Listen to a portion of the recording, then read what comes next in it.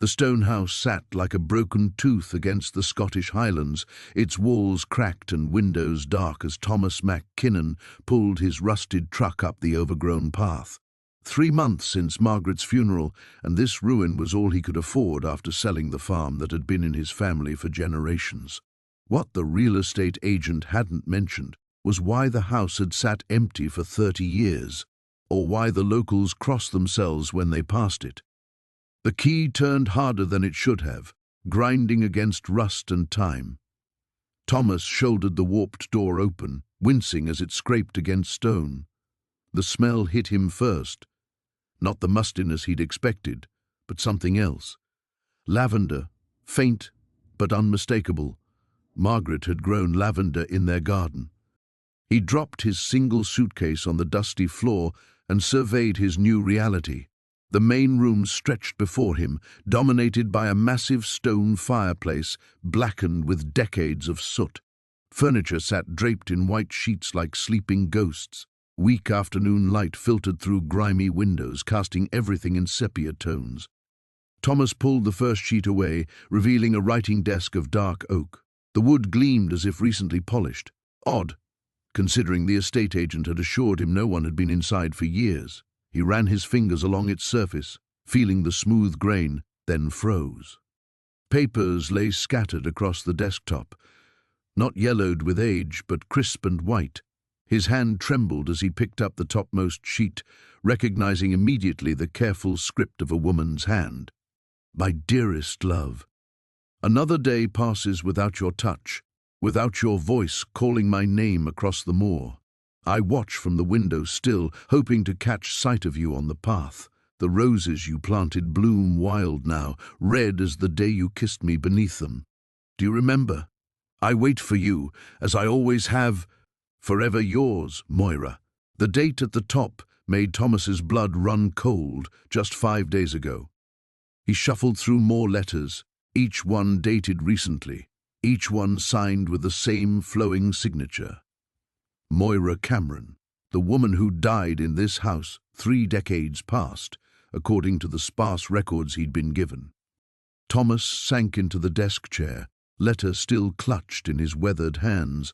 The rational part of his mind, the part that had worked soil and tended livestock for 47 years, insisted this was some elaborate joke. But the paper felt real between his fingers, and the ink showed no signs of fading. He read another letter, then another. Each one spoke of longing, of endless waiting, of a love that refused to acknowledge death's finality. The words stirred something in Thomas's chest that he'd thought buried with Margaret. Not quite desire, he wasn't ready for that, but recognition. He knew this kind of devotion, this aching emptiness that followed loss. The light was failing when Thomas finally stood, his back protesting the hours spent hunched over the desk.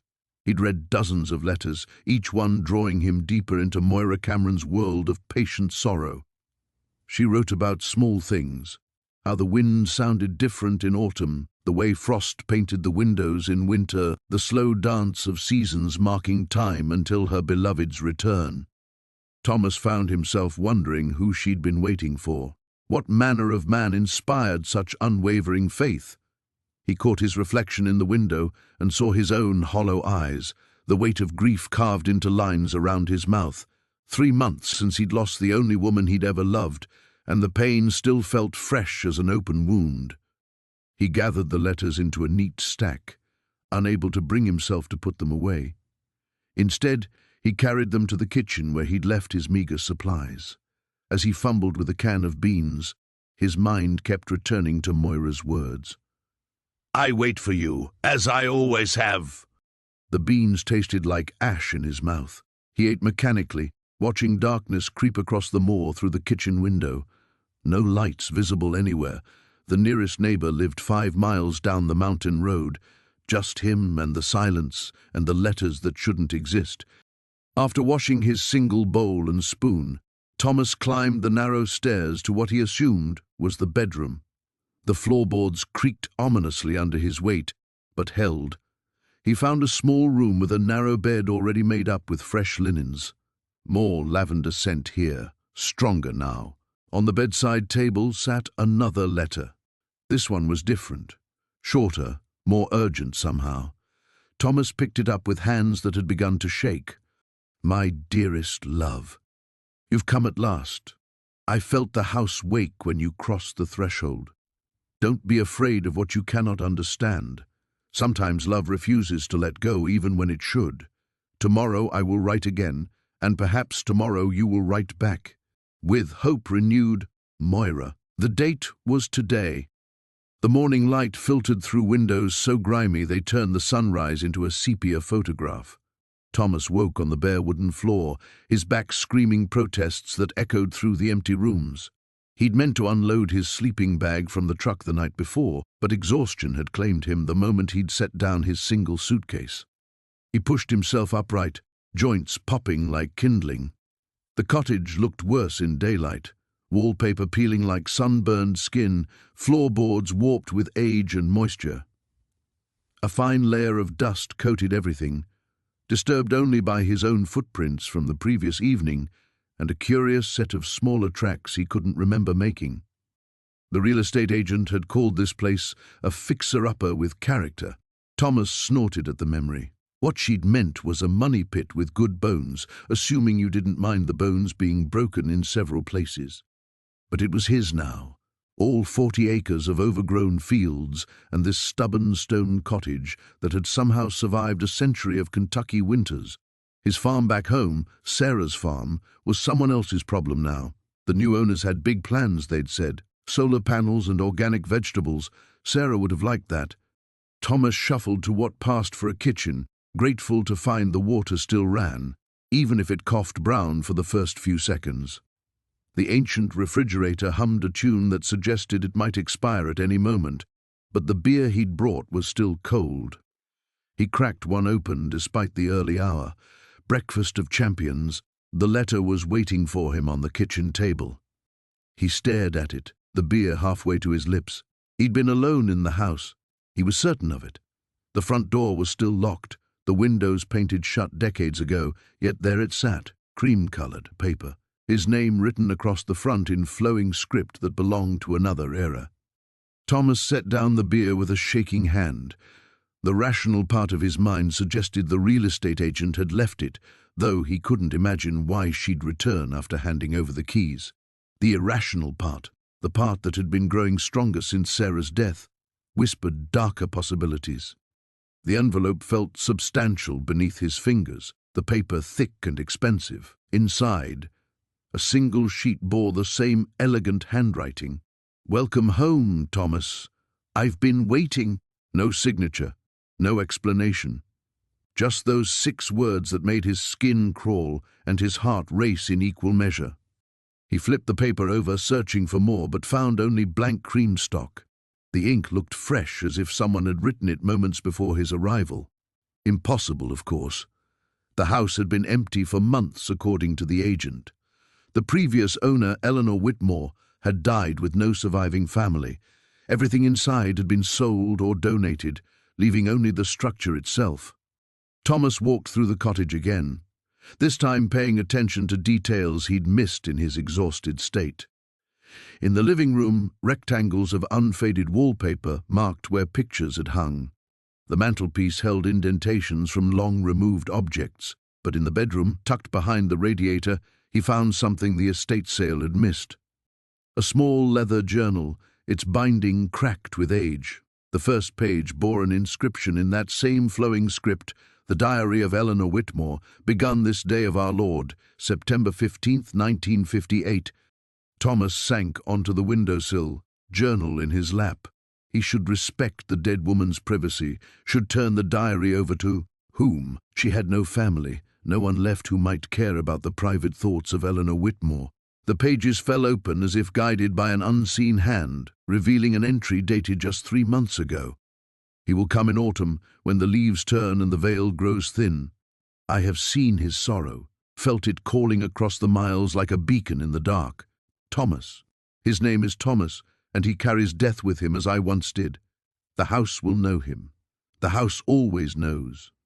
The journal slipped from his nerveless fingers, hitting the floor with a sound like a gunshot in the silence. Thomas pressed his palms against his eyes, wondering if grief had finally driven him over the edge into madness. First the letter, now this. A dead woman who somehow knew his name, knew his story. But when he opened his eyes, the journal lay open to a different page, dated the day before. He sleeps fitfully, even in exhaustion. The weight of her memory presses down like stones on his chest. "Sarah," he whispers in his dreams. "Sweet Sarah." But the dead cannot answer, no matter how desperately the living call. Thomas stumbled backward, his heel catching on a loose floorboard. How could a woman who died months ago know about Sarah, know about his dreams, his whispered prayers to a wife who would never answer? The cottage seemed to breathe around him, walls expanding and contracting like lungs. Somewhere in the distance he could swear he heard the sound of pages turning, though the journal lay motionless on the floor. Thomas woke to the sound of scratching in the walls, not the familiar scurrying of mice or the settling groans of old timber, but something deliberate, rhythmic, like fingernails dragging across wood. He lay still in the narrow bed, listening. The cottage held its breath around him, shadows pooling in corners where his single candle couldn't reach. The scratching came again, 3 quick scrapes followed by silence, then 3 more. Rising slowly, Thomas pressed his ear to the wall beside the bed. Nothing. But as soon as he pulled away, it started again, fainter now, as if moving deeper into the house's bones. The floorboards creaked under his bare feet as he followed the sound through the cottage. It led him past the cold fireplace, around the kitchen table where dust motes danced in the pale morning light, and finally to a door he hadn't noticed the day before. Tucked beneath the staircase, painted the same faded white as the walls, it had been nearly invisible in yesterday's gloom. The brass handle turned easily under his touch, revealing a narrow closet lined with shelves.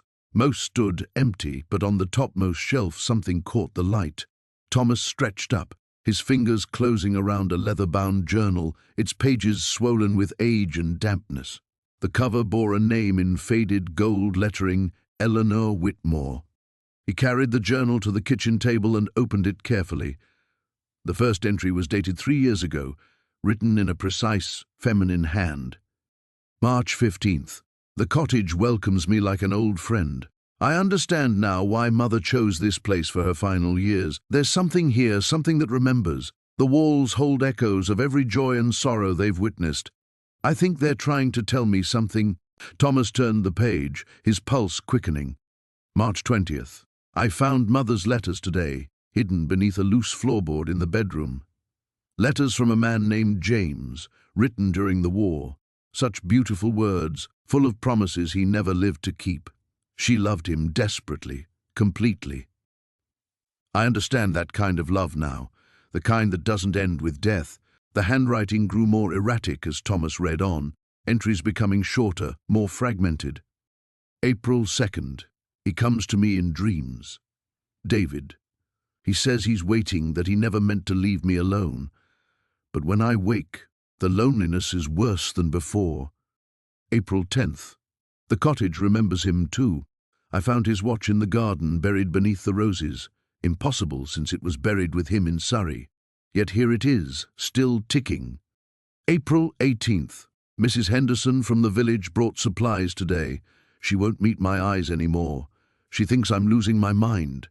Perhaps I am. But if madness means staying close to David, then I choose madness. Thomas's hands trembled as he turned to the final entries. The writing was barely legible now, letters slanting across the page like wounded birds. May 1st. I understand now what the house was trying to tell me. Love doesn't die. It just changes form. It seeps into stone and timber, becomes part of the foundation.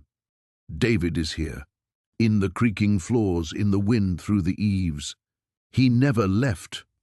May 3rd. The barrier is thin here, worn away by years of longing. Mother felt it too. That's why she came here to die, not to be alone, but to be with James at last. The cottage is a bridge, a crossing place. I see that now. The final entry was just 2 lines, written in a shaking hand. May 5th. He's calling to me. I'm going to answer. Thomas closed the journal, his heart hammering against his ribs. He remembered the date on Eleanor Whitmore's death certificate, May 6th. She'd written this entry the night before she died. A sound from upstairs made him look up, footsteps soft and measured, moving across the bedroom floor. But that was impossible. The cottage was empty. He was alone. The footsteps paused directly overhead and began again. The same 3 steps, repeated like a pattern, like the scratching in the walls. Thomas climbed the narrow staircase, each step protesting under his weight. The bedroom was exactly as he'd left it, his few belongings scattered on the dresser, the bed rumpled from sleep. But the window was open, curtains billowing in the morning breeze. He was certain he'd closed it the night before. On the windowsill, something glinted in the sunlight. Thomas approached slowly, his breath catching as he recognized the object. A man's pocket watch, its silver case tarnished with age. He picked it up with trembling fingers and pressed the stem. The cover sprang open, revealing an inscription for David, with all my love, Eleanor. The watch was still ticking. Outside, the wind picked up, rattling the window frame. For just a moment, Thomas could have sworn he heard something else, a woman's voice calling a name. But when he strained to listen, there was only silence and the steady tick of the impossible watch in his palm. The rain began at dawn, a gentle pattering that grew into a steady drumbeat against the cottage's diamond-paned windows. Thomas stood in the kitchen, watching water stream down the glass in silver rivulets, distorting the overgrown garden beyond. He'd barely slept, his mind churning with fragments of the previous night, the woman's voice, the scent of jasmine, the impossible warmth that had filled the cold house. In daylight, it all seemed like a fever dream, yet the jasmine smell lingered faintly in the corners of rooms, as if someone had walked through carrying invisible bouquets. He forced himself to focus on practical matters. The roof needed attention. Several slate tiles lay scattered across the front yard, casualties of last night's wind. The kitchen tap dripped incessantly, and the ancient boiler in the cellar wheezed like a dying animal. These were problems he could solve with his hands, honest work that might quiet the restless spirit of grief that had followed him here. The cottage seemed larger in the rain-filtered light, revealing details he'd missed in yesterday's cursory exploration. Hand-painted tiles bordered the kitchen hearth, depicting climbing roses in faded blues and greens. The windowsill held a collection of small glass bottles, their surfaces clouded with age but still catching what little light penetrated the storm clouds. Thomas picked up one of the bottles, surprised to find it contained dried herbs. He unscrewed the cork and inhaled rosemary, preserved so well it might have been picked yesterday. Each bottle held different specimens, lavender, thyme, something he couldn't identify that smelled of summer meadows and distant memories. A leather-bound journal lay half-hidden beneath a tea towel on the counter. Thomas hesitated, then opened it to the first page. The handwriting was feminine, precise, written in fading blue ink. Garden Notes, Spring 1987. The climbing rose by the eastern wall has finally taken. 3 years of coaxing, and she rewards me with buds the color of dawn. He flipped through pages of botanical observations, weather records, and what appeared to be recipes, though not for food. Instructions for courage tea and dreamless sleep tincture filled the margins alongside sketches of plants and careful notations about moon phases. The entries spanned decades, the handwriting changing subtly over time, growing more hurried in places, more careful in others, always signed with the same initial E. Eleanor. The name surfaced in his mind without prompting, as if whispered by the walls themselves. Thunder rolled across the moors, and the lights flickered. Thomas found candles in a kitchen drawer, their wicks black with use, as if they'd been lit many times before. As he struck a match, the flame caught and held, casting dancing shadows that seemed to move with purpose rather than chance. He continued reading. Eleanor, he was certain now that was her name, had been a herbalist, perhaps even what some might call a healer.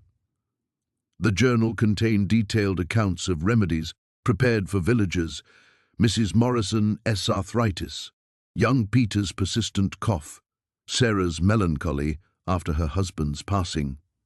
That last entry made Thomas pause. "Grief is a country with no maps," Eleanor had written. "We stumble through its dark territories, hoping to find our way back to the land of the living. Some never do. Others emerge changed, carrying pieces of that darkness forever." The words struck him like a physical blow. She understood. This woman, who'd lived alone in a cottage on the edge of nowhere, tending her gardens and healing broken souls, she'd known the weight of loss. A door creaked upstairs. Thomas looked up from the journal, listening. The cottage seemed to hold its breath, waiting. Another creak, definitely footsteps, moving from room to room with familiar purpose. He should have been afraid. Any rational man would have grabbed his keys and driven straight back to civilization. Instead, he found himself climbing the narrow stairs, following the sounds that shouldn't exist. The landing was empty, but the air held that jasmine scent more strongly now. A door stood ajar at the far end of the hall, the room he hadn't yet explored. Through the gap he glimpsed wallpaper the color of old ivory, painted with trailing vines. "Eleanor?" His voice sounded strange in the hushed space, as if the cottage absorbed sound differently than other places. Silence answered, but it felt expectant rather than empty. Thomas pushed the door open and stepped inside. The room had been a study or sitting room with built-in bookshelves lining the walls and a writing desk positioned beneath the window. Everything was neat, carefully arranged, as if someone still lived here and had just stepped out for a walk. On the desk lay a single sheet of paper, the ink so fresh it might have been written moments ago. "Welcome home, Thomas. I've been waiting."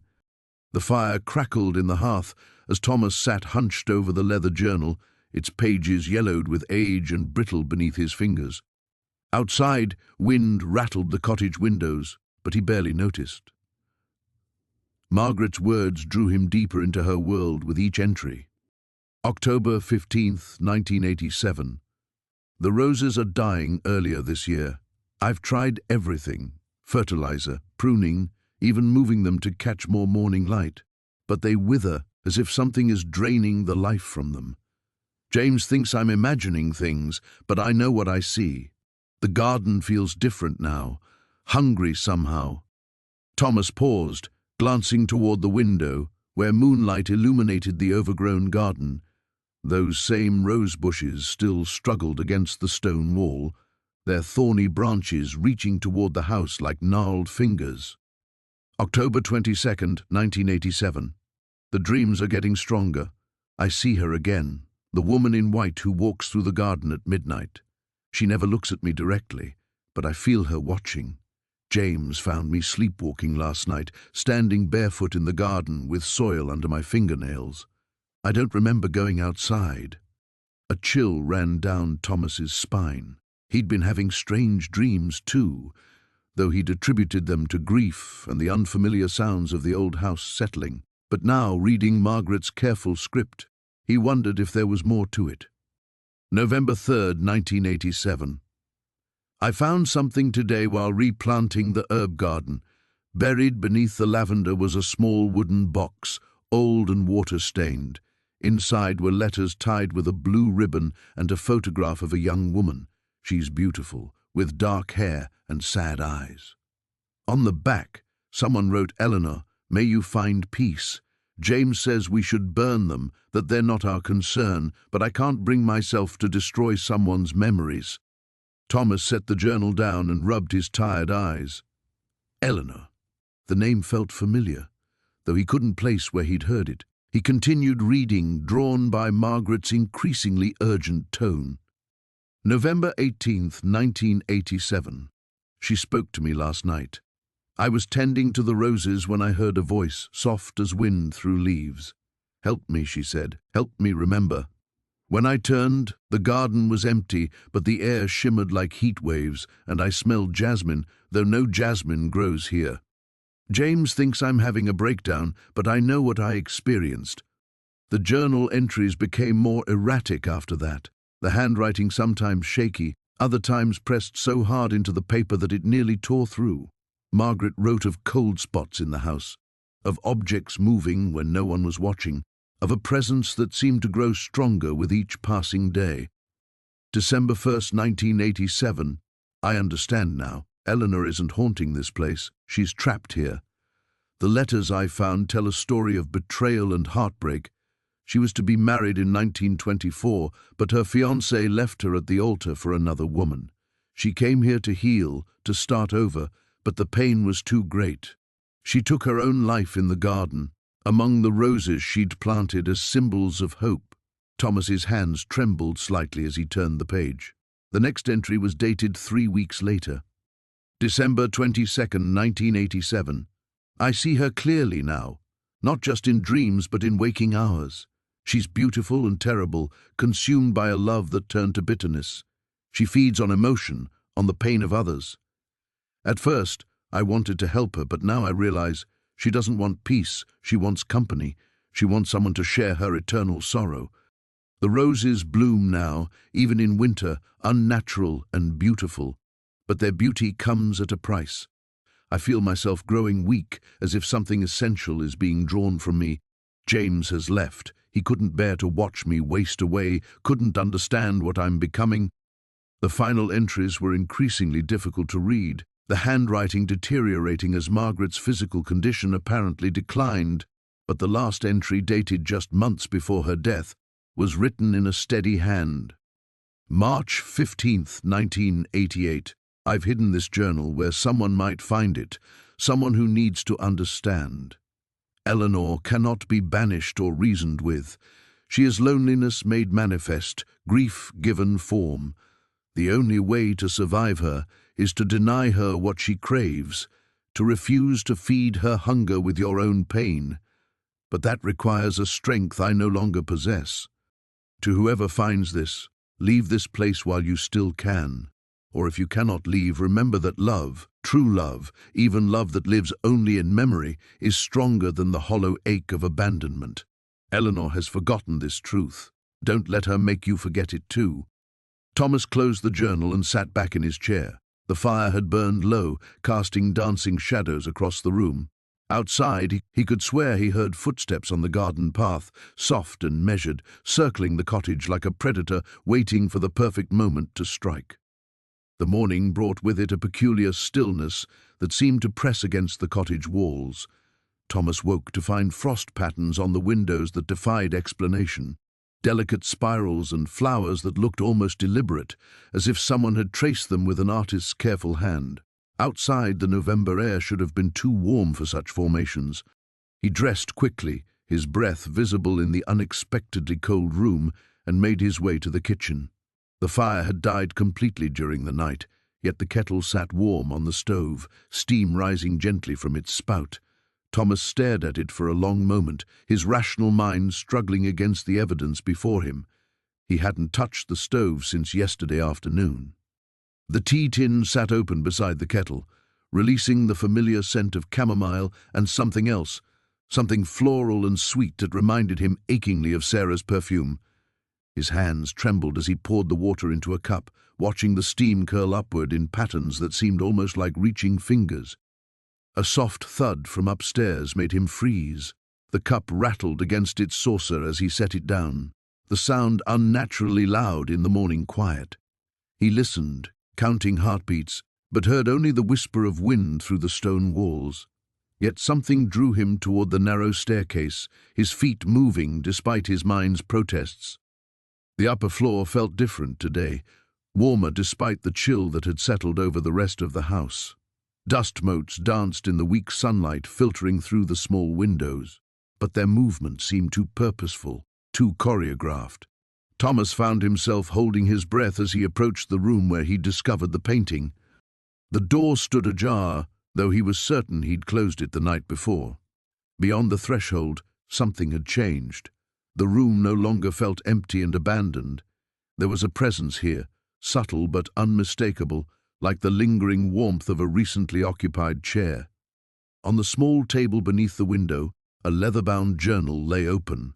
Thomas was certain it hadn't been there yesterday. The pages were filled with elegant handwriting in faded ink, and as he drew closer, he could make out dates spanning several months from the previous year. October 15th. The dreams are becoming stronger. I see her face so clearly now, the woman who lived here before me. She's trying to tell me something, but the words are lost in the space between sleeping and waking. Thomas's pulse quickened. He flipped back several pages, finding earlier entries that spoke of strange sounds in the walls, of rooms that shifted temperature without cause, of an overwhelming sense of being watched. The handwriting was distinctly feminine, filled with careful observations and growing concern. November 3rd.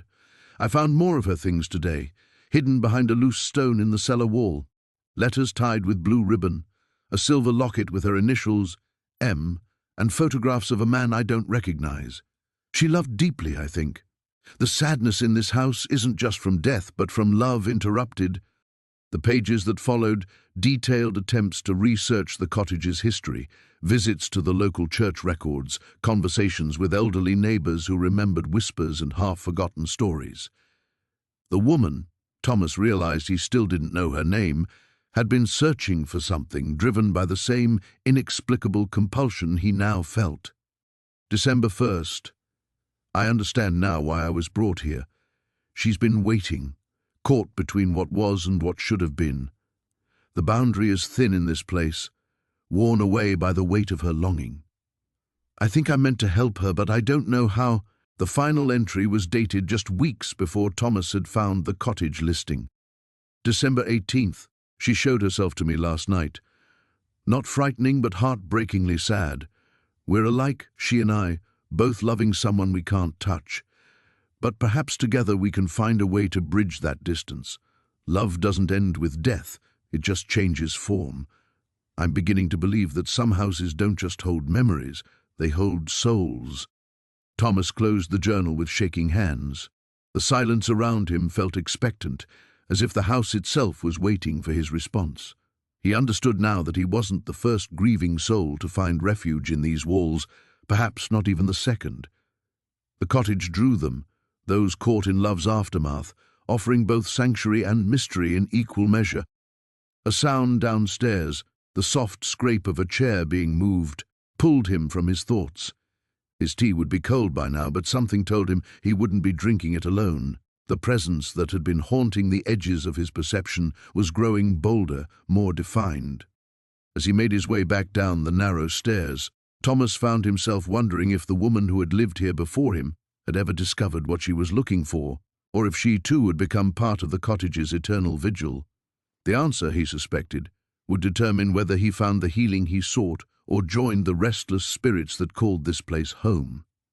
Thomas woke to the sound of rain against the cottage windows, a gentle percussion that seemed to echo the rhythm of his healing heart. 3 weeks had passed since he'd first glimpsed Eleanor in the garden, and their evening conversations had become the anchor of his days. He'd begun to look forward to dusk with an anticipation he hadn't felt since Sarah's death. But this morning brought an unwelcome visitor. The knock came sharp and insistent, cutting through the peaceful drumming of rain. Thomas opened the door to find a man in an expensive wool coat, his silver hair slicked back despite the weather. The stranger's eyes were pale blue, almost colorless, and they swept over Thomas with undisguised disdain. "Thomas Whitmore, I presume." The voice carried the clipped authority of money and influence. "I'm Richard Blackwood, Eleanor's brother." The words hit Thomas like cold water. Eleanor had never mentioned a brother, never spoken of any family at all. I wasn't aware wasn't aware of many things, I'd imagine. Richard pushed past Thomas into the cottage without invitation, his gaze cataloguing every detail. "Charming little place she left you. Quite the inheritance for a complete stranger." "Inheritance?" Thomas closed the door slowly, his mind reeling. "I bought this cottage from the estate agent.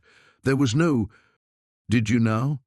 Richard's smile was sharp as winter ice. "How fascinating. Because according to my sister's will, this property was to be sold, with all proceeds going to the Village Historical Society. Yet here you are, living in it, claiming you purchased it legitimately." The room seemed to tilt around Thomas.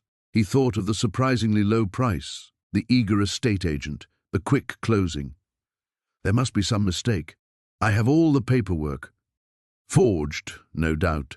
Or perhaps you simply took advantage of a confused old woman in her final days. Richard moved toward the mantelpiece, his fingers trailing over Eleanor's books. My sister always was too trusting. It's what killed her in the end. What do you mean by that?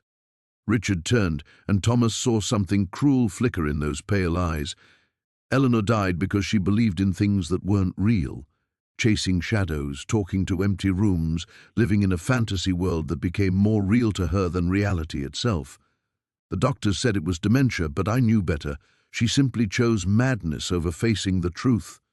That's not, Thomas began, but the words died in his throat. How could he defend a woman he'd only known for 3 weeks? How could he explain the conversations, the connection he felt, without sounding exactly like the madman Richard was describing? Not what? Not true? Richard laughed, a sound devoid of warmth. Tell me, Thomas, have you seen her yet? My delusional sister. Have you heard her voice in the walls, felt her presence in the shadows? Because if you have, you're further gone than even she was. The rain grew heavier, lashing against the windows with increasing fury. Thomas felt the cottage around him differently now, as if Richard's presence had poisoned the very air. The books on the shelves seemed suddenly foreign, the garden outside grey and unwelcoming. I want you out, Richard continued, moving toward the kitchen where Thomas could see Eleanor's teacup still sitting on the counter from the night before. This property belongs to me now, by rights. My sister's mental state clearly compromised any legal decisions she made in her final months. You can't just... Can't I? Richard pulled out his phone, showing Thomas a screen full of legal documents. I have lawyers, Thomas. Good ones. They're very interested in how a stranger managed to acquire property that was never legally his to buy. Unless, of course, you'd prefer to discuss this with the police? Thomas stared at the phone, at the official seals and letterheads that swam before his eyes. Everything he'd built here, the peace he'd found, the connection with Eleanor, was it all based on a lie? Had his grief made him as delusional as Richard claimed his sister had been? I'll give you until tomorrow evening, Richard said, pocketing the phone. Pack your things and go back to whatever sad little life you came from. Consider it mercy. I could have had you arrested for fraud. The man moved toward the door, then paused. Oh, and Thomas? Whatever games you think you've been playing with my dead sister's memory, whatever sick fantasy you've constructed to deal with your own loss, it ends now. Eleanor is dead. She's been dead for 6 months. The sooner you accept that, the sooner you can stop embarrassing yourself. The door slammed behind him, leaving Thomas alone with the rain and the terrible silence that followed. In that silence, he could almost hear the echo of Eleanor's laughter from the night before, could almost smell the lavender scent that always accompanied her presence. But Richard's words rang in his ears. She's been dead for 6 months. 6 months. Before Thomas had even arrived, the cottage suddenly felt very cold indeed. The storm that had threatened all week finally broke on Tuesday morning, sending sheets of rain against the cottage windows and howling wind through the gaps in the stone walls. Thomas sat at the kitchen table, nursing his 3rd cup of coffee and watching the water cascade down the glass panes in rivulets that reminded him too much of tears. He'd been avoiding the upstairs rooms since finding the journal, telling himself he needed time to process what he'd read. But the truth was simpler and more frightening. He was afraid of what else he might discover. Margaret's words had painted a picture of a woman slowly losing her grip on reality, seeing and hearing things that couldn't possibly be there. Yet her descriptions matched his own experiences so perfectly that he'd begun questioning his own sanity.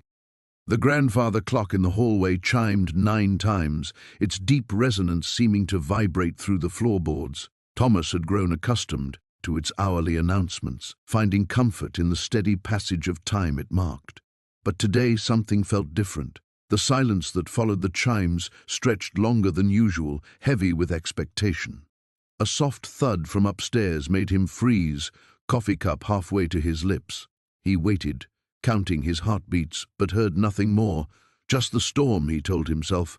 Old houses settled and creaked, especially in weather like this. The logical explanation felt thin as tissue paper. Another sound, definitely footsteps this time, slow and deliberate across the floor above. Thomas set down his cup with trembling hands and strained to listen. The footsteps moved from what he knew was the master bedroom toward the smaller room at the front of the house. They paused, then continued to the window. His heart hammering against his ribs, Thomas forced himself to stand and walk to the front door. He stepped outside into the driving rain, immediately soaked to the skin, and looked up at the second-story windows. The smaller bedroom window was open, curtains billowing out in the wind like ghostly arms. He was certain that window had been closed when he'd checked the house the night before. Lightning split the sky, illuminating the cottage in stark black and white. For just an instant, Thomas could have sworn he saw a figure silhouetted in the window, a woman's shape, slender and still. But when his vision cleared, there was nothing. He stumbled back inside, gasping and shivering, water pooling at his feet on the stone floor. The logical part of his mind offered reasonable explanations. The window latch was old and might have given way in the wind. Shadows and rain could play tricks on anyone's eyes. Grief did strange things to perception, but his body knew what it had seen, even if his mind refused to accept it.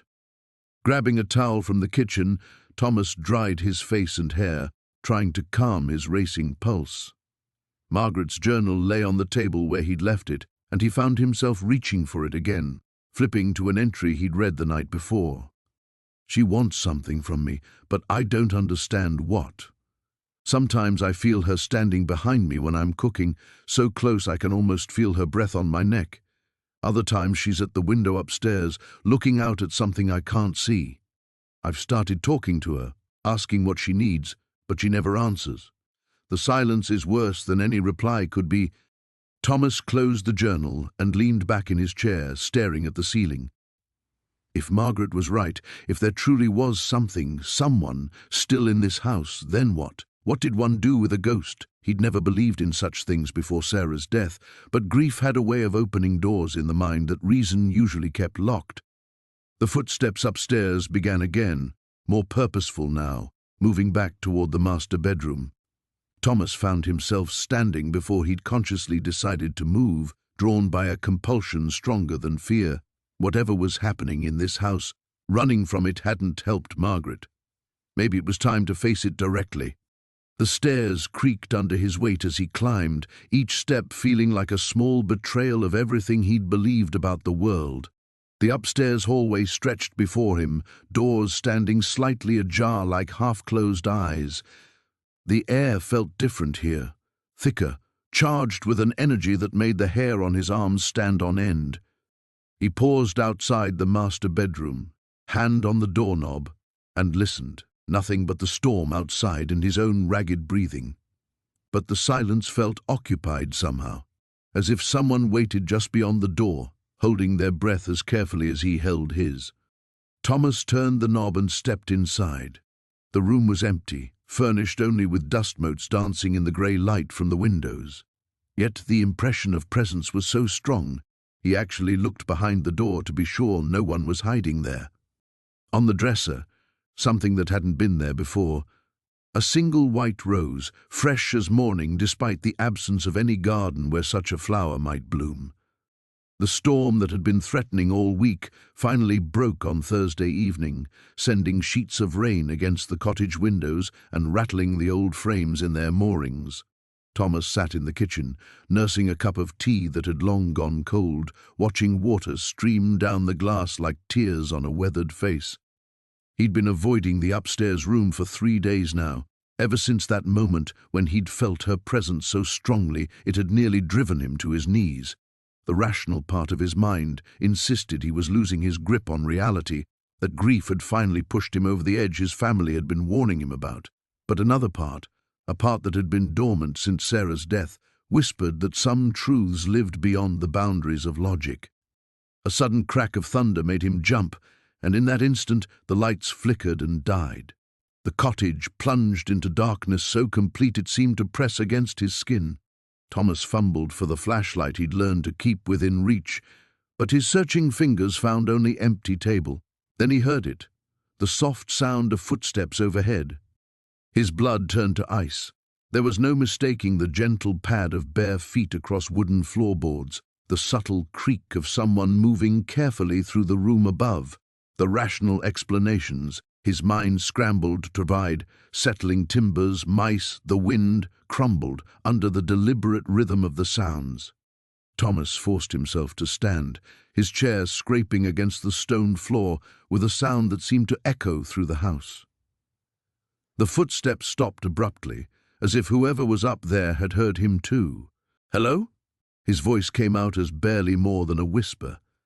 The silence that followed felt charged, electric with possibility. Then, so faint he almost missed it beneath the storm's fury, came the sound of a door opening. The same door he'd been afraid to approach for days. Something inside Thomas shifted, like a weight he'd been carrying finally finding its proper place. The fear was still there, coiling in his stomach like a living thing, but alongside it grew something else, a desperate need to know, to understand, to finally confront whatever truth this house was trying to tell him. He made his way through the dark cottage by memory and touch, his hands trailing along walls that seemed to pulse with warmth despite the storm's chill. The stairs felt solid beneath his feet, each step taking him closer to answers he wasn't sure he wanted, but knew he needed. The upper hallway stretched before him, and he could see a pale light emanating from the partially open door at its end. Not electric light, but something softer, more organic, like moonlight, though the storm had swallowed the moon hours ago. As he approached, he caught a scent that stopped him in his tracks. Lavender and something else, something uniquely feminine that reminded him achingly of Sarah, but wasn't quite the same. It was warmer somehow, earthier, like a garden after rain. The door stood ajar exactly as he'd left it days ago, but now light spilled from the gap like water. Thomas reached out with a trembling hand and pushed it open. The room beyond defied everything he thought he knew about the cottage. Where there should have been dust and neglect, everything gleamed with gentle care. Candles flickered on every surface, their flames steady despite the draughts he knew plagued the old house. The bed was made with crisp white linens that seemed to glow in the candlelight, and fresh lavender lay scattered across the pillow. But it was the woman standing by the window who stole his breath entirely. She was young, perhaps 30, with dark hair that fell in waves past her shoulders and skin that seemed to hold light beneath its surface. She wore a simple white dress that moved like water around her slim form, and when she turned to face him, her eyes held depths that spoke of years beyond her apparent age. "You came," she said, and her voice was like music, like wind through wheat fields, like everything beautiful Thomas had thought he'd lost forever. He wanted to speak, to ask the 1,000 questions crowding his mind, but found himself mute before her impossible presence. She smiled then, and it was gentle and sad and full of understanding. "I know you're frightened," she continued, taking a step closer. "I know this makes no sense to the part of you that deals in facts and certainties, but some things exist in the spaces between what we know and what we feel." The candlelight danced across her features, and Thomas realized with a jolt that he'd seen this face before, in the portrait downstairs, though the woman in the painting had seemed older somehow, worn by time in a way this ethereal being was not. "You're Elena," he whispered, finally finding his voice. She nodded, her expression growing infinitely tender. "And you're Thomas. I've been waiting for you for such a long time." The journal's leather binding cracked as Thomas opened it, releasing the faint scent of lavender that had become so familiar. Margaret's handwriting filled the pages in careful script, each word a window into her solitary existence in the cottage. He had been reading her entries for 3 nights now, unable to stop despite the growing unease that twisted in his stomach. "The roses respond to me differently now," one entry read. "They bloom when I'm near, even out of season. James thinks I'm imagining things, but I know what I see. The cottage is changing me, or perhaps revealing what was always there." Thomas set the journal aside and walked to the kitchen window. The rose garden sprawled before him in impossible splendor, crimson blooms heavy on thorn stems despite the October chill. When he had arrived 6 weeks ago, the garden had been wild and overgrown. Now it flourished as if touched by invisible hands. A soft humming drifted through the cottage, the same melody he had heard that first night. He no longer questioned its source. Margaret's presence had become as real to him as the stone walls and creaking floorboards. Sometimes he caught glimpses of her from the corner of his eye, a flash of auburn hair, the swish of a blue dress. When he turned to look directly, she vanished like morning mist. The front door opened with a groan, and Thomas tensed. Only one person visited the cottage regularly, and he wasn't ready for another confrontation with Dr. James Whitmore. "Thomas?" The doctor's voice echoed through the hallway. "I saw the lights." Heavy footsteps approached the kitchen, and James appeared in the doorway. His usually composed demeanor seemed strained, his silver hair disheveled as if he had been running his hands through it. Dark circles shadowed his eyes. "You looked terrible," Thomas said, not bothering to hide the journal. James's gaze fixed on the leather-bound book. His face paled. "Where'd you find that?" "Hidden behind a loose stone in the cellar wall. Interesting reading." Thomas leaned back in his chair. "She wrote about you quite often, about how worried you were, how you tried to convince her to leave the cottage. You don't understand what you're dealing with." James stepped closer, his hands trembling slightly. Margaret wasn't well toward the end. She became obsessed with this place, convinced it had some kind of power. Maybe it does. The words left Thomas's lips before he could stop them. James stared at him in horror. "Listen to yourself. This is exactly what happened to her. The isolation, the grief, it plays tricks on the mind, makes you see things that aren't there, believe things that can't be true." Thomas stood abruptly, the chair scraping against stone. "You were in love with her." The accusation hung between them like a blade.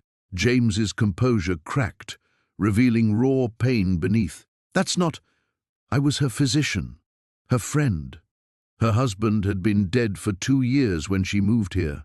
You visited her regularly, brought her medicine she didn't need, stayed for tea and conversation." Thomas had read every entry, absorbed every detail of Margaret's lonely existence. "She knew how you felt. She wrote about the way you looked at her, how gentle your hands were when you checked her pulse." "Stop!" James's voice broke. "Please, why didn't you tell her? Why didn't you fight for her?" James collapsed into the chair across from Thomas, suddenly looking every one of his 65 years. "Because she was still mourning Henry. Because she deserved better than an old fool's desperate affections. Because I thought..." He swallowed hard. "I thought if I gave her time, if I was patient, perhaps someday she might care for me the way I cared for her." The humming grew louder, filling the kitchen with its haunting melody. Both men fell silent, listening. A sweet fragrance drifted through the room, not lavender this time, but roses, heavy and intoxicating. "She's here," Thomas whispered. James shook his head frantically. "No, she's dead, Thomas. I signed the death certificate myself. I held her hand while she..." His voice shattered. "How did she die?" The question seemed to age James another decade. He stared at his hands, the hands that had touched Margaret's face in her final moments. Her heart simply stopped. There was no medical reason, no underlying condition. She went to sleep one night and never woke up, or maybe she never left. The temperature in the kitchen dropped suddenly, their breath misting in the air. The rose scent intensified until it was almost overwhelming. Thomas felt a familiar presence behind him, warm and comforting, while James sat frozen in terror. "She's trying to tell us something," Thomas said softly, "about why she stayed, what keeps her bound to this place." "This is madness," James whispered, but his eyes darted around the room, as if searching for something he couldn't quite see. The humming stopped abruptly, leaving only the sound of their ragged breathing and the cottage settling around them. In the sudden silence, Thomas heard something else, the faint rustle of pages turning upstairs as if invisible fingers were searching through books for answers hidden in dusty volumes. Thomas woke to the scent of lavender and the soft whisper of fabric against stone. The morning light filtered through the cottage windows with an ethereal quality, as if the very air had been blessed. He found himself reaching across the bed, expecting warmth, expecting presence, but his fingers met only cool sheets and the lingering ghost of jasmine perfume. The dreams had been so vivid. Clara's voice, her touch, the way she'd looked at him with eyes full of secrets and sorrow. But dreams, he reminded himself as he dressed, were just echoes of a mind trying to make sense of the impossible. Downstairs, evidence of the previous night's supernatural encounter remained. The journal lay open on the kitchen table, its pages yellowed with age, filled with Clara's elegant script. Thomas approached it cautiously, as if it might vanish at his touch. The entry from the night she died was there, written in her unmistakable hand, telling of her love for him, a man she'd never met in life, but somehow knew would come. "I feel him approaching," the final lines read, "the one whose heart mirrors mine in its breaking. Perhaps in death I can give him what life stole from us both." Thomas traced the words with trembling fingers. How was any of this possible? He'd built his life on logic, on the predictable rhythms of earth and season, yet here was proof that some forces existed beyond rational understanding. A knock at the door interrupted his contemplation. Thomas quickly closed the journal, his heart racing with the irrational fear that he'd been caught in some forbidden act. Margaret stood on his doorstep, her arms laden with fresh bread and what appeared to be a casserole dish. "Thought you might need a proper meal," she said, pushing past him into the cottage with the confidence of long familiarity.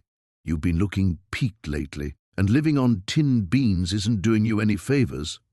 She bustled into the kitchen, then stopped abruptly. Thomas watched her face change, saw the way her eyes darted around the room as if sensing something amiss. "She's been here recently, hasn't she?" Margaret's voice was barely above a whisper. Thomas felt his carefully constructed defenses crumble. "How could you possibly—" "The air," Margaret said simply. "It's different when she's been present, softer somehow. And you—" she turned to study his face with unsettling intensity. "You look like a man who's been touched by something beyond this world." They stood in silence for a long moment, the weight of unspoken truths settling between them. Finally, Thomas gestured toward the journal.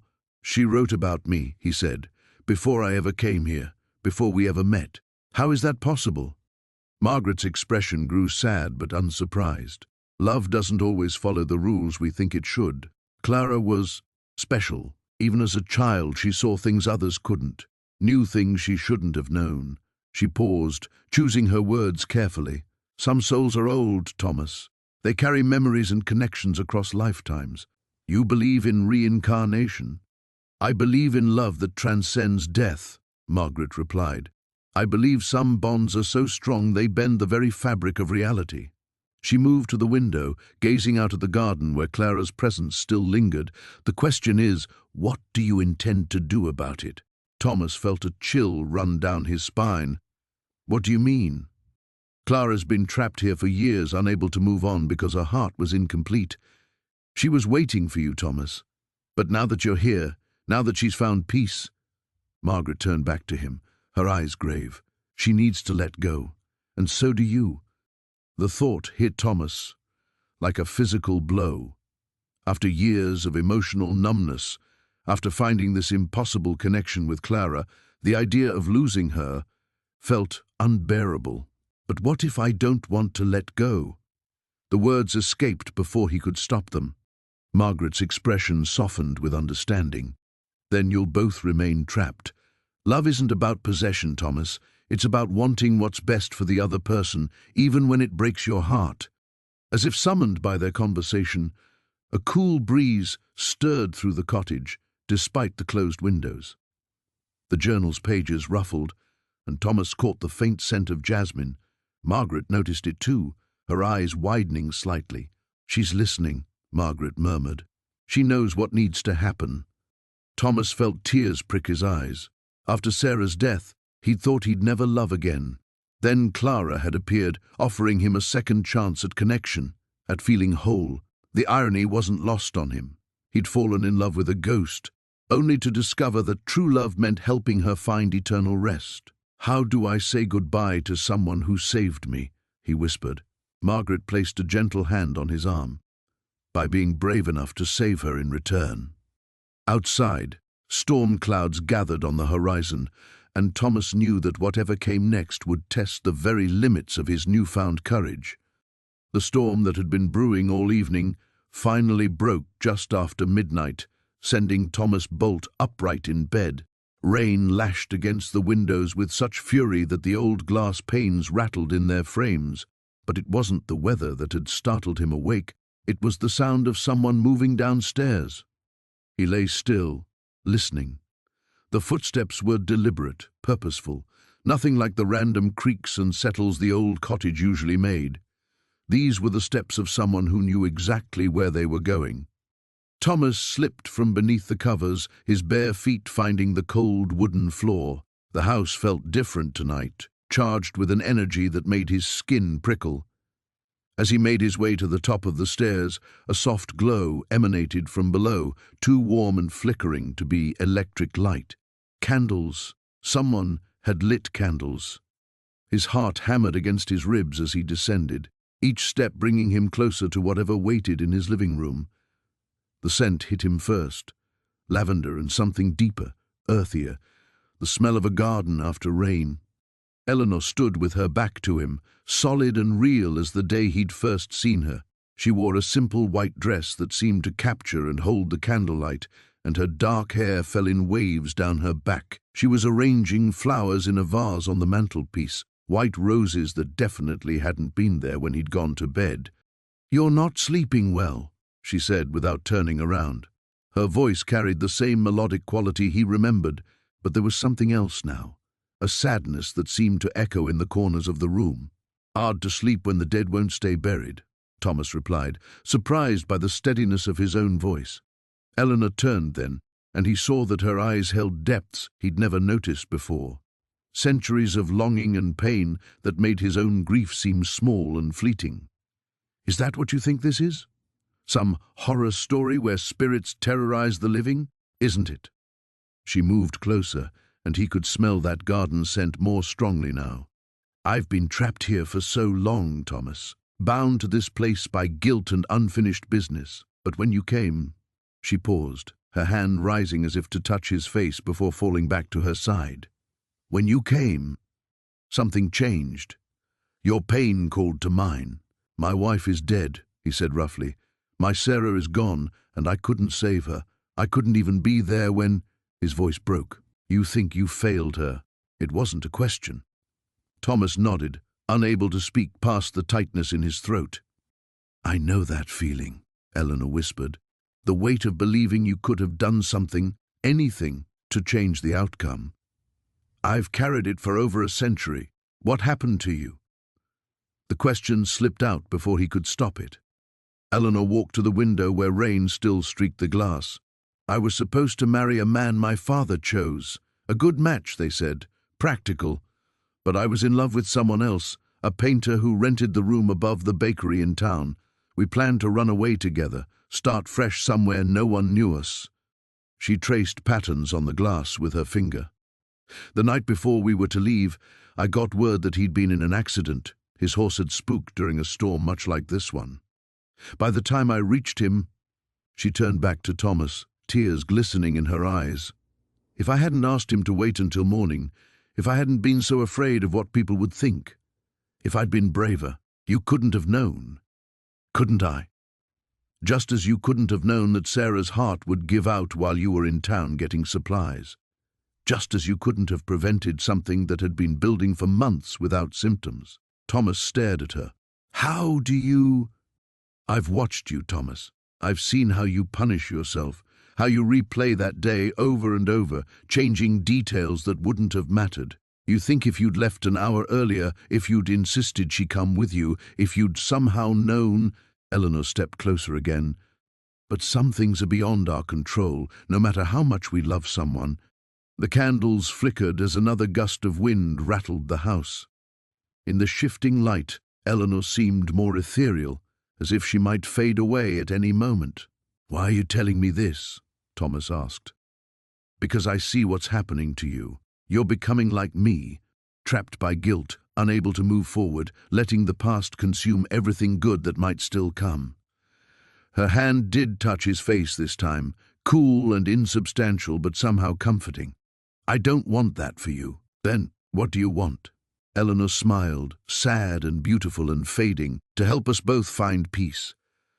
But first, you need to forgive yourself." The candles guttered and went out, leaving Thomas alone in the darkness with only the sound of rain and the lingering scent of lavender. The rain had stopped, but the silence it left behind felt heavier than the storm itself. Thomas sat at the kitchen table, staring at the photograph Clara had shown him, the one where Eleanor stood beside a man who looked exactly like him. The resemblance was unsettling, as if he were looking at himself through a sepia-tinted mirror. Clara moved quietly around the kitchen, making tea neither of them would drink. Her presence felt different now, less ethereal, more grounded in something approaching truth. The revelation had shifted the very air between them. "His name was Samuel," she said finally, settling into the chair across from him. "Samuel Whitmore. He came to the village in 1943, just as you did, running from something he couldn't name." Thomas traced the edge of the photograph with his finger. What was he running from? Loss. The word hung between them like a confession. His wife had died in the London bombings. He'd been away on business, you see. Survivor's guilt, they might call it now. Back then, men like Samuel just disappeared.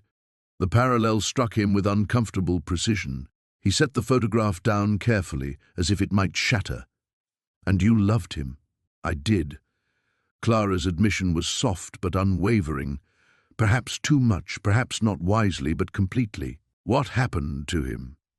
Clara's form seemed to waver slightly, like candlelight in a draught. "He left. One morning in October, I woke to find a note on this very table. He'd gone back to London, back to what remained of his old life. He said he couldn't stay in a place that felt too much like happiness when he didn't deserve it." Thomas understood that sentiment with painful clarity. "Did you ever see him again?" "Once." Clara's voice carried the weight of decades. "He came back the following spring, but I was already—" She gestured to herself with a rueful smile. "Already becoming whatever this is. I think seeing me again broke something in him, or perhaps fixed something. I was never quite sure which." The cottage creaked around them, settling into the aftermath of the storm. Thomas found himself studying Clara's face, searching for answers to questions he wasn't sure he wanted to ask. "How long have you been here? Like this, I mean." Time moves differently when you're caught between worlds. Sometimes it feels like yesterday, sometimes like centuries. She met his gaze directly. "But I've been waiting, Thomas, waiting for understanding, or resolution, or someone like Samuel to return, or someone like you to find what I couldn't give him." The distinction felt important, though Thomas couldn't quite grasp why. He stood and walked to the window, watching water drip from the eaves in steady rhythm. The garden beyond looked battered by the storm, but somehow more vibrant, as if the rain had washed away more than just dust. "Sarah used to say that grief was like water," he said, not turning around. "That it finds its way into every crack until you think you'll drown in it.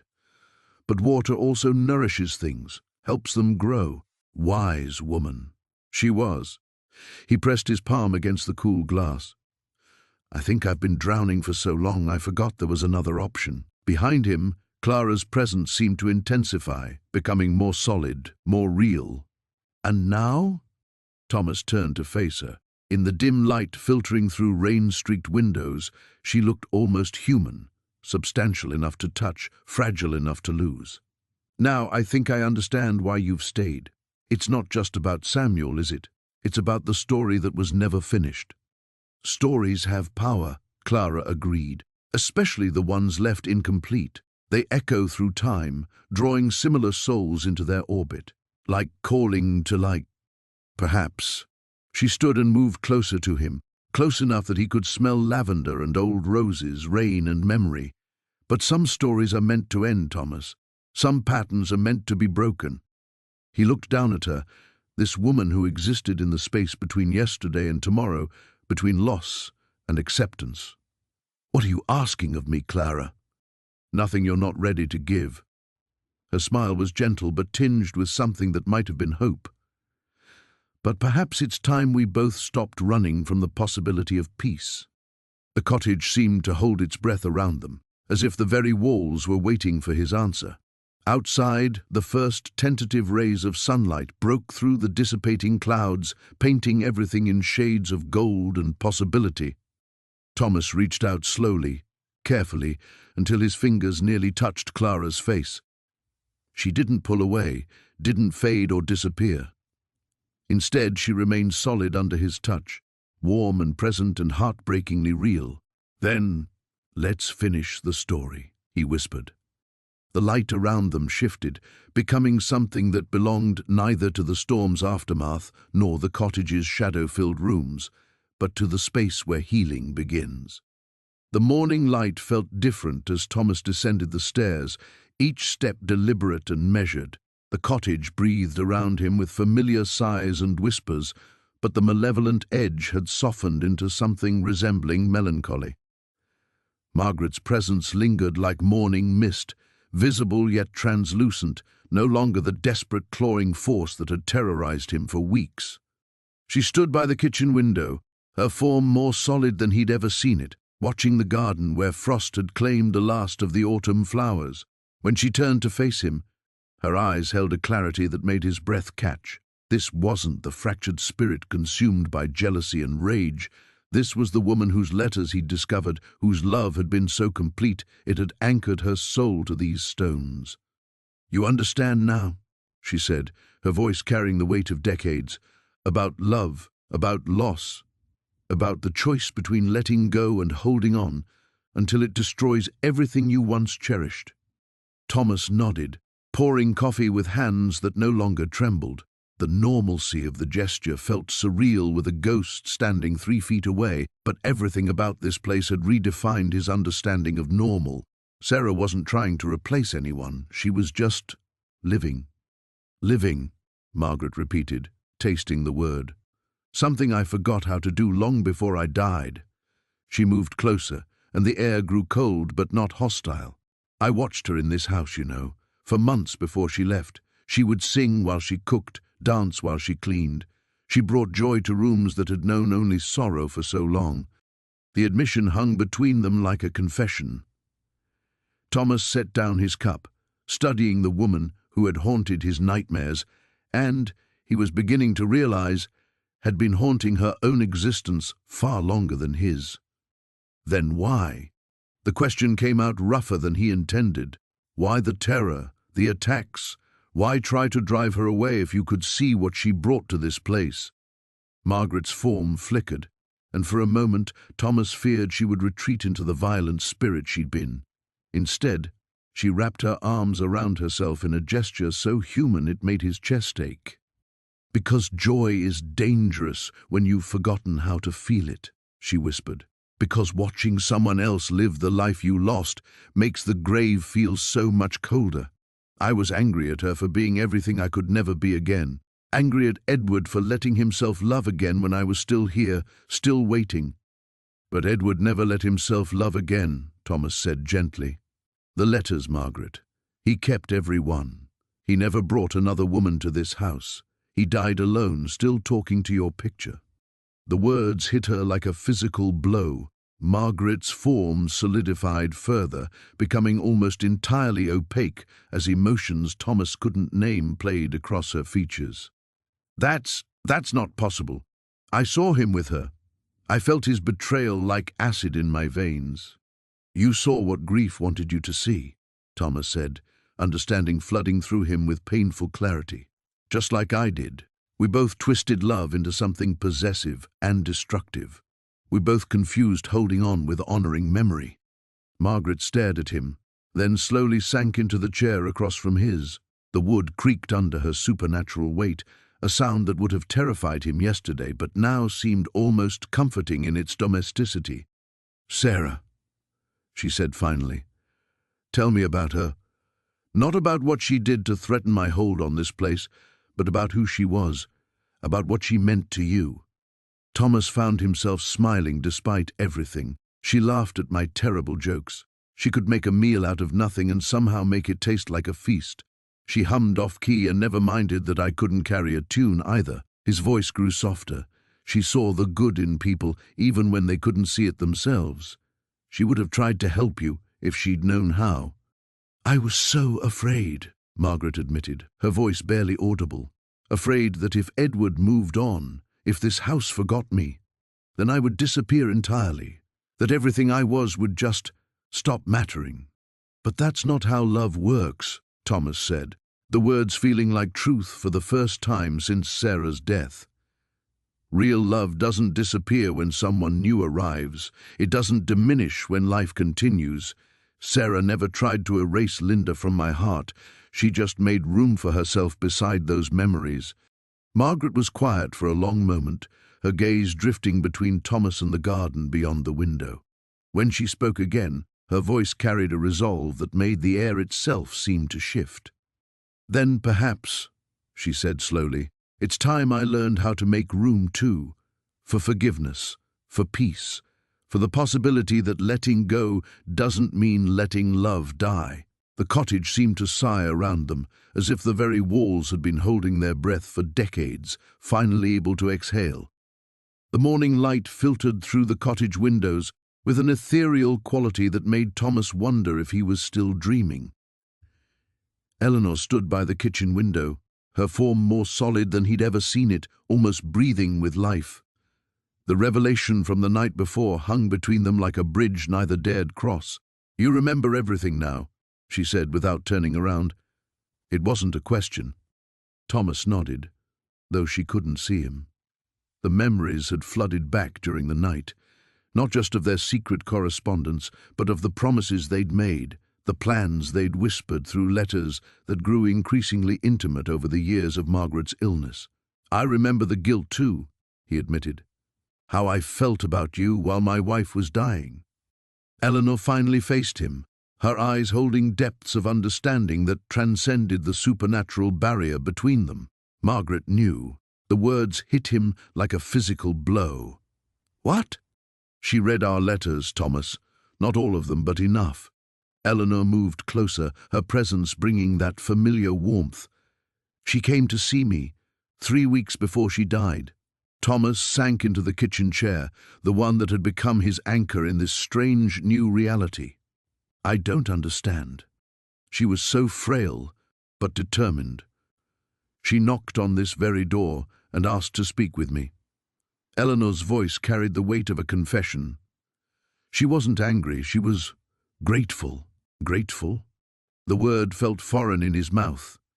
"She knew she was leaving you broken, Thomas. The cancer had taken so much from both of you, her body, your dreams, the future you'd planned. She said she couldn't bear the thought of you dying alone on that farm, drowning in grief and regret." Thomas felt tears burning behind his eyes. "So she gave us her blessing? Is that what you're telling me?" "More than that." Eleanor knelt beside his chair, her hand hovering just above his. He could almost feel her touch.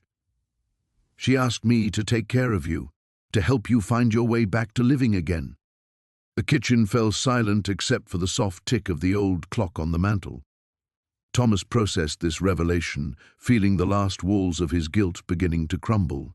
Margaret had known, she had understood, and somehow even in death she had been looking out for him. "But you were already ill when she came to see you," Thomas said, the pieces falling into place. "You were already dying." Eleanor's form flickered slightly, as if the admission weakened her. The diagnosis came just days after her visit. Ironic, isn't it? She asked me to take care of you, and I was about to leave this world myself. "So you stayed." Understanding dawned on him. "You've been fighting to stay here, tethered to this place, because of a promise you made to my dying wife." "I stayed because I love you, Thomas. The promise to Margaret simply gave me purpose beyond my own grief. Eleanor's voice grew softer, more distant. But staying comes with a price. The longer I remain here, the more I fade from what I truly was. The more I become just an echo, a shadow of memory. Thomas reached out instinctively, his hand passing through hers with a sensation like cool mist. "What do you need? Tell me how to make this right." "That's just it. You can't make it right." This was always temporary. Eleanor stood, her form already less defined than it had been moments before. "I've held on as long as I could, but the time has come to choose." "Choose what?" "Whether to let go completely or to take the final step that would make me truly yours, but at a cost neither of us might be able to bear." Thomas felt panic rising in his chest. After everything, losing Margaret, finding Eleanor, discovering the truth about their connection, he couldn't lose her too. "What cost? Tell me." Eleanor moved to the window again, gazing out at the garden where they'd worked side by side. "There are old ways, Thomas. Ancient bindings that could anchor my soul permanently to this place, to you. But such magic demands a sacrifice. The part of me that was Eleanor Whitmore, my memories, my past, even my death, would be forfeit. I would become something else entirely. And the alternative? I fade away completely. You bury my bones properly, say the words that release my spirit, and live the life Margaret wanted you to live, but you live it alone." The weight of the choice pressed down on them both. Thomas understood now why the cottage had felt so charged with energy, why the very walls seemed to pulse with unresolved emotion. Eleanor had been fighting against the natural order itself, holding herself between worlds for his sake. Outside, storm clouds gathered on the horizon, as if nature itself sensed the decision that needed to be made. Time was running out, and Thomas realized that whatever choice they made would determine not just their fate, but the very nature of what love meant when death tried to tear it apart. The morning light filtered through the cottage windows differently now, as if the very air had shifted overnight. Thomas stood in the kitchen, his hands wrapped around a cup of coffee that had long since grown cold, watching the shadows dance across the walls where Eleanor's portrait had hung. The empty space seemed to pulse with possibility rather than loss. He could still feel her presence, but it had transformed into something gentler, no longer the desperate clinging of a spirit trapped between worlds, but the soft whisper of memory finding its proper place. The cottage itself seemed to breathe easier, the oppressive weight that had pressed down on him for weeks finally lifting. Sarah's footsteps on the gravel path outside broke through his reverie. She appeared in the doorway, her hair catching the sunlight, and Thomas felt his heart skip in a way that no longer carried guilt. Eleanor's blessing, given in those final moments before she faded, had freed him from the chains of his own making. "You look different," Sarah observed, setting down a basket of fresh bread and preserves. "Lighter, somehow." Thomas managed a smile that felt genuine for the first time in months. "I feel it, like I can finally breathe again." She moved closer, studying his face with those perceptive eyes that seemed to see straight through to his soul. "She's gone, isn't she? Really gone this time?" "Yes." The word came easier than he'd expected, but not in the way I thought it would happen. She chose to leave, to let go." He paused, struggling to find words for the inexplicable. "She told me about Margaret, about what really happened in this house." Sarah's expression grew serious. "What did happen, Thomas?" He guided her to the kitchen table where they sat across from each other as he recounted Eleanor's story. The jealousy that had consumed Margaret Whitmore, the poison that had ended Eleanor's life just as she'd found love with James. The decades of Margaret's spirit tormenting this place, feeding on Eleanor's trapped essence. "My God," Sarah whispered when he finished. "All this time, Eleanor was as much a victim as anyone who entered this house. And you freed her." "We freed her," Thomas corrected. "Your refusal to be driven away, your insistence on staying despite everything, it gave me the strength to fight back, to finally see the truth." Sarah reached across the table, her fingers intertwining with his. The touch sent warmth racing up his arm, and Thomas realized that for the first time since Anna's death, He could feel this connection without the crushing weight of betrayal pressing down on his chest. "What happens now?" she asked softly.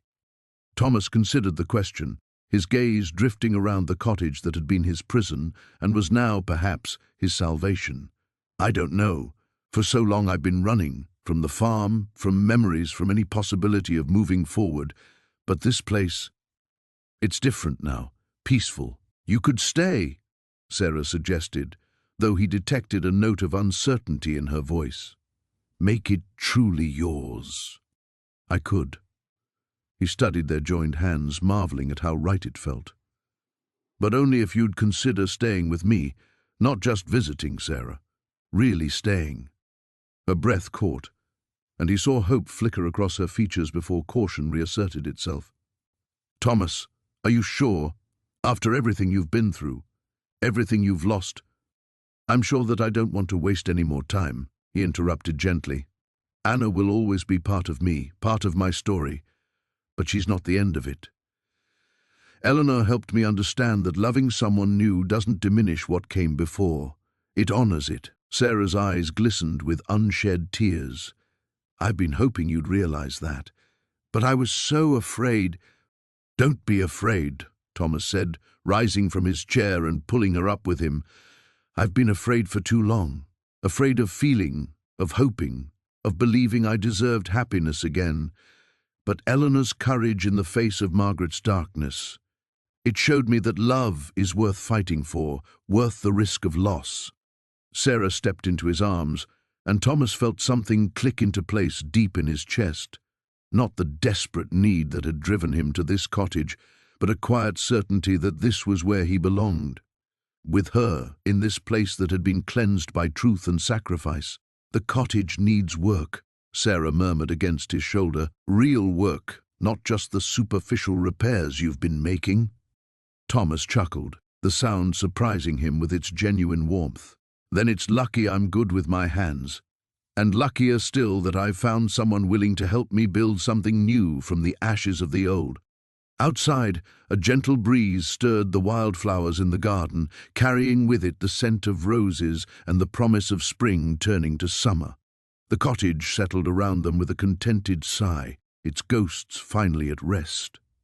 Thomas stood in the garden where moonlight painted everything silver, watching as Margaret's form grew more solid with each passing moment. The journals lay scattered at his feet, where he'd dropped them in his haste to reach her. Her face was clearer now than it had ever been, no longer the flickering apparition that had haunted the cottage's shadows. "You read them all," she said, her voice carrying the weight of decades. It wasn't a question. Every word. His throat felt raw. The pregnancy, the way he left you, what you did afterward. Margaret's ghostly fingers touched the air where her belly would have been. "I was so young, so afraid. When Charles abandoned me, I had nowhere to turn. My family had already disowned me for the scandal." Thomas felt his chest tighten. The parallel to his own loss cut deep. "You lost the baby. In the cottage. Alone. She turned away, her form wavering with the intensity of her emotion. "I'd been hiding here for months, waiting for him to come back, believing his promises. But winter was harsh that year, and I was so weak, so hungry." The garden around them seemed to pulse with her anguish. Thomas could almost see it, a young woman, desperate and isolated, clinging to hope until the very end. "You died here too," he whispered. 3 days after, I held her, my daughter, until—" Margaret's form flickered, threatened to disappear entirely. "I couldn't bear to let go. They found us weeks later, still together." Thomas's knees nearly buckled. All this time he'd thought he understood grief, but Margaret had carried the weight of 2 deaths, 2 losses, for over a century. "The cottage bound you here," he said, understanding flooding through him. "Your love for her, your refusal to leave, it trapped you both." Margaret nodded, her translucent hand reaching toward the roses that had bloomed impossibly in the moonlight. "I thought if I stayed, if I kept the cottage alive with love, somehow I could undo it. Bring her back. Bring him back. Make it all different. But staying here, it's killing you slowly. That's why you're fading. Each year I grow weaker. The boundary between life and death isn't meant to be crossed indefinitely. She looked at him with eyes that held depths of sorrow he'd never imagined. Until you came. Thomas stepped closer, feeling the strange energy that surrounded her. Me? Your grief called to mine. Your love for Sarah, it's the same desperate, clinging love I felt. But Thomas, I've learned something in all these years of watching, of haunting this place. The wind picked up, stirring the roses and carrying with it the scent of rain and old earth. Thomas waited, sensing they were approaching something crucial. Love isn't meant to be a cage, Margaret continued.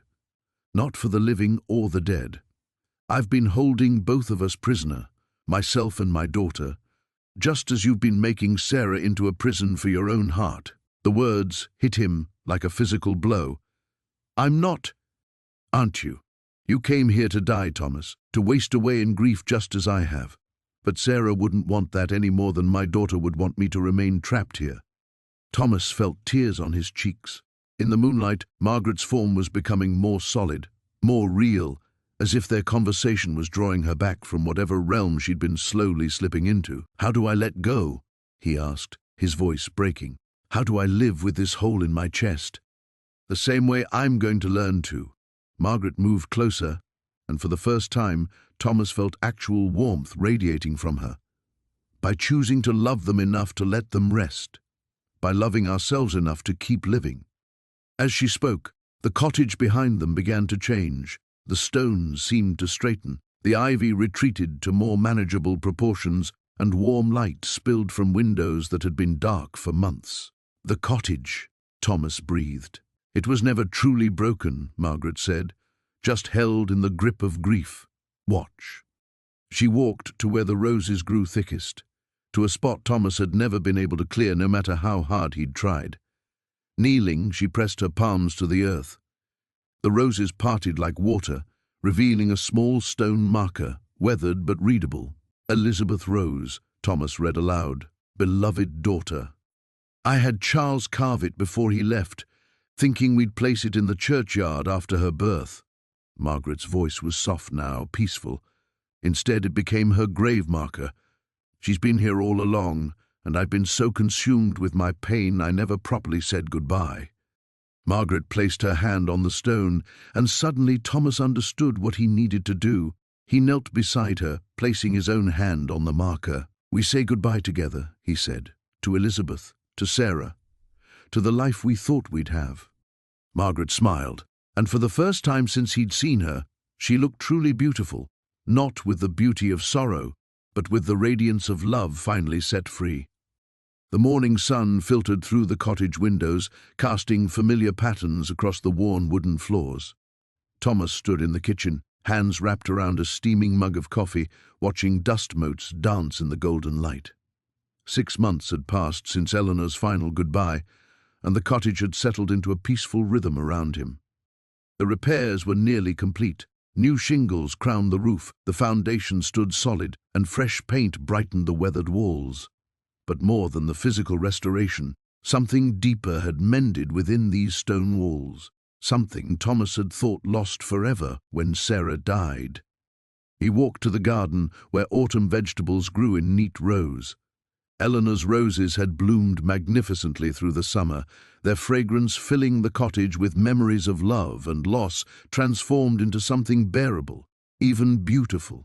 The hidden room upstairs now served as his study, Eleanor's journals carefully preserved on restored shelves beside his own notebooks filled with new observations about grief, healing, and the strange persistence of love beyond death. A car's engine broke the morning quiet. Thomas looked up to see a familiar blue sedan turning into his drive. Margaret climbed out, her silver hair catching the sunlight, her face bright with the smile that had become precious to him over these past months. "Good timing," he called, setting down his coffee. "I just finished the morning watering." She approached with a basket over her arm, and Thomas caught the scent of fresh bread.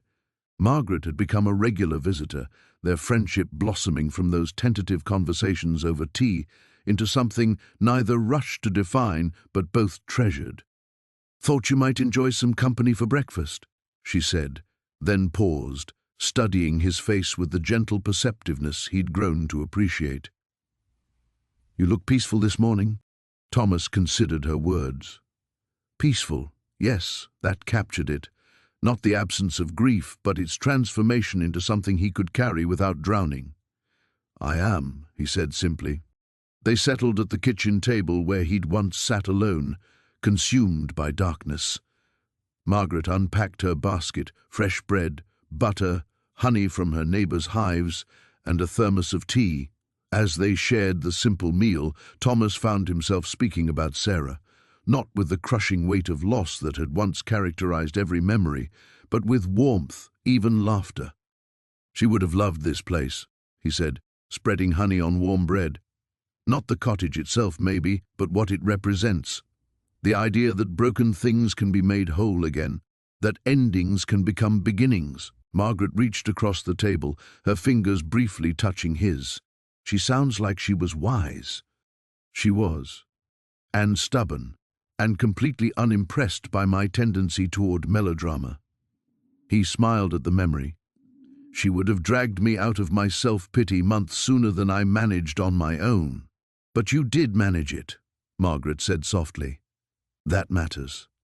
After breakfast, they walked through the cottage together. Thomas showed her the final touches he'd added to Eleanor's room, now a peaceful space where he sometimes sat to read her journals or simply think. Margaret listened as he shared pieces of Eleanor's story, the tragedy and beauty woven through the cottage's history. "Do you think she found peace?" Margaret asked, standing by the window where Eleanor had so often appeared. "I know she did." Thomas felt the certainty of it in his bones, and she helped me find mine. They spent the afternoon in the garden, Margaret helping him harvest the last tomatoes before the first frost. Their conversation flowed easily between serious and light, past and present, dreams and practical plans. When evening approached and she prepared to leave, Thomas felt the familiar pang of solitude returning, but it no longer frightened him. "Will you come again soon?" he asked as she reached her car. "If you'd like me to, I would. Very much." She kissed his cheek softly before driving away, leaving Thomas with the scent of her perfume and the promise of tomorrow's possibilities. That night, he sat in his restored living room, a fire crackling in the repaired hearth. The cottage felt complete around him, not just the physical structure, but the emotional space as well. He thought of Sarah, carrying her memory like a warm light in his chest rather than a crushing weight. He thought of Eleanor, whose love had transcended death to offer healing. And he thought of Margaret, whose presence promised that life could hold new chapters even after profound loss. Outside, October wind whispered through the trees, but inside the cottage held him in its peaceful embrace. Thomas had come here broken, seeking only solitude to nurse his wounds. Instead, he'd found that love, in all its forms, never truly dies. It transforms, offering different gifts in each season of life. The cottage had taught him that healing doesn't mean forgetting, and that opening his heart again didn't diminish what he'd shared with Sarah. It simply proved that love, once learned, expands to embrace whatever comes next. In the morning, he would call Margaret. Tonight, he would sleep peacefully in a house no longer haunted by sorrow, but blessed by the enduring power of love to heal even the most broken hearts.